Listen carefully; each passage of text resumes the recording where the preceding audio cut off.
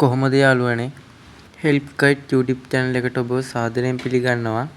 අද මම කතා කරන්න යන්නේ ඔයාගේ ෆෝන් එකේ නිතර play වෙන ads නවත්තන්නේ කොහොමද කියලා දෙන්න. Facebook එකට ගියත් WhatsApp එකට ගියත් නිතර play වෙන ads නවත්තගන්නේ කොහොමද කියලා අපි බලමු. වීඩියෝ එක හොඳයි කියලා හිතුනොත් subscribe කරන්න, like කරන්න, comment කරන්න, share කරන්න. අපි යන් ඉක්මනට වීඩියෝ එකට. මේක කරන්න අපිට app ගන්න ඕනේ නැහැ, website එකකට යන්න ඕනේ නැහැ. මේක කරන්නේ phone වල setting වලින්මයි. ඔයා මුලින්ම ඔයාගේ phone එකේ තියෙන setting වලට යන්න.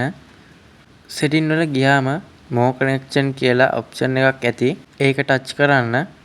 ඒකට ගියන් පස්සේ private DNS කියලා option එකක් තියෙනවා. ඒකට මුලින්ම යන්න.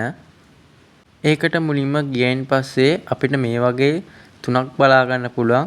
ඒකේ ඔයා private DNS කියන එක touch කරලා ඊට යටින් මේ වචන ටික type කරන්න. මේ වචන ටික හරියටම type වෙන්න ඕන, නැත්නම් මේ වැඩේ හරියන්නේ නැහැ. මේකේ ඔයා type කරගන්න ඕනේ dns.adguard.com කියලා type කරගන්න.